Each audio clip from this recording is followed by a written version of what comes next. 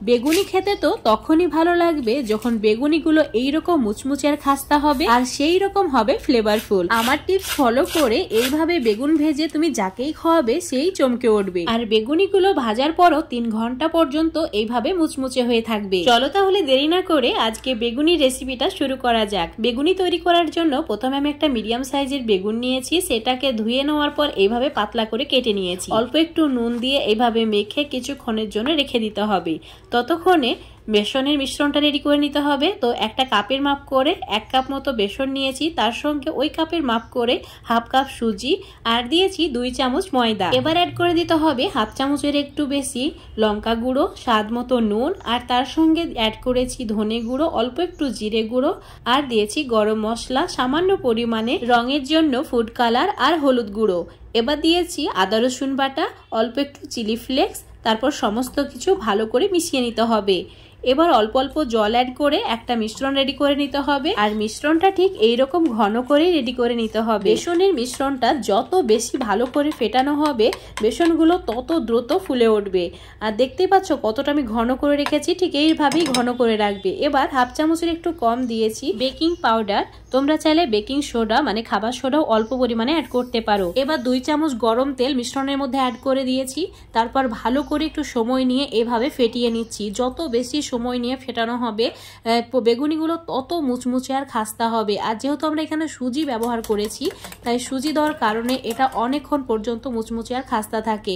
দেখো ঠিক ব্যাটারটা এইরকম ঘন করে আমি রেখেছি আর এটাই হচ্ছে পারফেক্ট একটা মিশ্রণ যেটাতে বেগুনি একদম পারফেক্ট হবে। এবার অল্প একটু বেসনের মিশ্রণ তেলের মধ্যে দিয়ে চেক করে নিতে হবে তেলটা গরম হয়েছে কিনা। তেল হাই ফ্লেমে ভালো করে আমি গরম করে নিয়েছি। এবার লবণ মাখা বেগুনগুলো মিশ্রণের মধ্যে অ্যাড করে ভালোভাবে ডুবিয়ে নিতে হবে, তারপর গরম তেলের মধ্যে দিয়ে দিতে হবে। অবশ্যই বেগুন ভাজার সময় তেলটা হাই ফ্লেমে গরম করে নেবে, তারপর চুলোর ফ্লেমটা মিডিয়াম করে রাখবে। বেগুনিগুলো দেওয়ার সঙ্গে সঙ্গেই ভেসে উঠবে, দেখতেই পাচ্ছ সবগুলো কিন্তু ফুলে উঠছে। মিশ্রণটা যদি পারফেক্ট হয় তো বেগুনিগুলো এইভাবেই ফুলে উঠবে।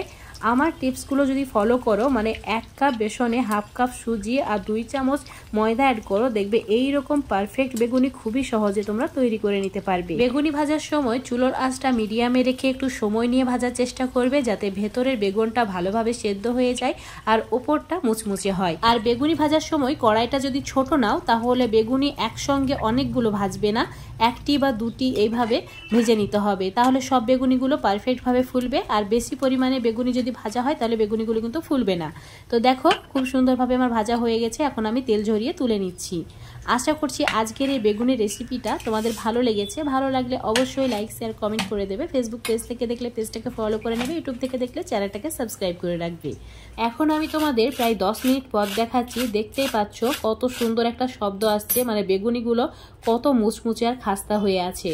তো এইরকম মুচমুচে আর খাস্তা বেগুনি তোমরা বাড়িতেই খুবই সহজে তৈরি করে নিতে পারবে। আর একবার এভাবে তৈরি করে খাওয়ার পর কোনো দিন আর বাজার থেকে কিনে খাবে কোনো রকম ঝামেলা ছাড়াই যে কোনো সময় ঝটপট এইভাবে বেগুনি তোমরা বাড়িতেই তৈরি করে নিতে পারবে। অতিথি আপ্যায়নে চায়ের সঙ্গে সার্ভ করার জন্য পারফেক্ট একটা স্ন্যাক্স হতে পারে এটা। তো অবশ্যই আমার রেসিপিটা ফলো করে বাড়িতে একবার হলেও বানিয়ে খেয়ে দেখবে।